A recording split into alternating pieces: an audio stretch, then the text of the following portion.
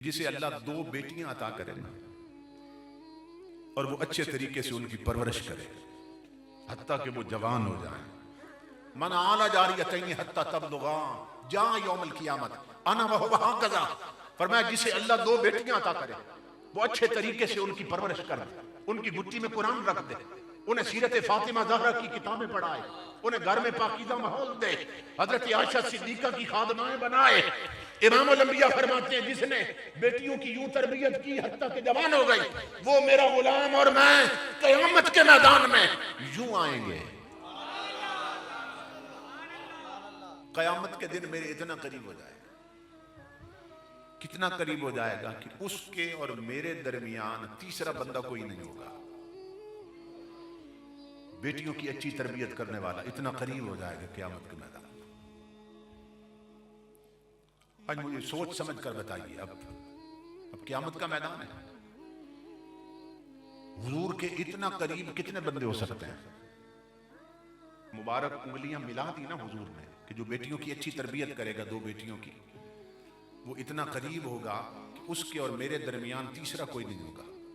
इमामुल अंबिया के गुलाम एक ही वक्त में हुजूर के साथ कितने बंदे यूं जुड़ के हो सकते हैं कि दरमियान और कोई ना हो? तीन बंदे। जो अक्ल में बात आती है, हमारी अक्ल माज़ में जो आती है ना, वो तीन बंदे एक ही वक्त में। कैसे कि एक हुजूर के दाएं तरफ खड़ा हो, एक बाएं तरफ खड़ा हो, एक सरकार के पीछे खड़ा हो जाए। अब आगे तो हो कोई नहीं सकता ना, वो तो हुजूर का अदब है, एहतराम है। अब आगे तो इतना करीब कोई नहीं हो सकता, तो दाएं बाएं शफकतन हुजूर खड़ा कर लें। जैसे मस्जिद नबवी में एक बार आए थे, दाएं तरफ सिद्दीक़ अकबर थे और बाएं तरफ फारूक आज़म, और दोनों यारों के हुजूर ने हाथ पकड़े हुए थे। जब सहाबा ने ये मंजर देखा तो मचल गए। इमामुल अंबिया ने फरमाया मेरे सहाबियों इस मंजर को याद रखना, फिर भी देखोगे। आका कब? फरमाया आका नुबासो यौमल क़ियामत। फरमाया जिस तरह मैं मस्जिद में आया हूं मैं इसी तरह मैदान क़यामत में आऊंगा। मैं जब क़यामत में आऊंगा मेरे दाएं सिद्दीक़ अकबर होंगे, बाएं फारूक आज़म होंगे। इमामुल अंबिया ने यह भी बता दिया मेरे दाएं बाएं कौन होंगे, सिद्दीक़ फारूक होंगे। और इस हदीस में इमामुल अंबिया फरमा रहे हैं जिसने बेटियों की अच्छी तरबियत कर दी वो भी मेरे इतना करीब होगा कि उसके और मेरे दरमियान और कोई नहीं होगा।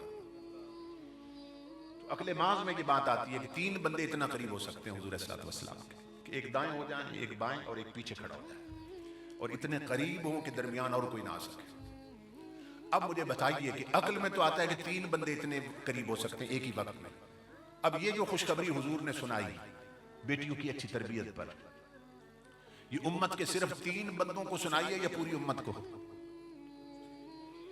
पूरी उम्मत को। तो फिर क्या मतलब बना? इससे शान मुस्तफा जाहिर हो रही है।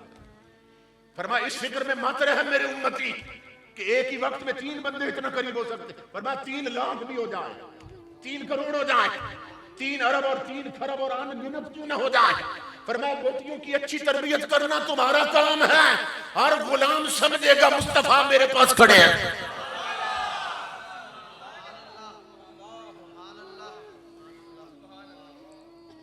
फरमाया इस फिक्र में, इस टेंशन में मत रहो कि 3 ही हो सकते, नहीं 3 खरब हो जाए, अनगिनत हो जाए, मेरा हर गुलाम समझेगा मुस्तफा मेरे पास खड़े हैं। और यही अकीदा हाजिर और नाजिर है कि एक ही वक्त में रसूल यहां भी है वहां भी है। यही अकीदा हाजिर और नाजिर है, एक ही वक्त में मेरा रसूल यहां भी है वहां भी है। एक ही वक्त में हुजूर मदीने में भी हैं, सुन्नियों के सीने में भी हैं।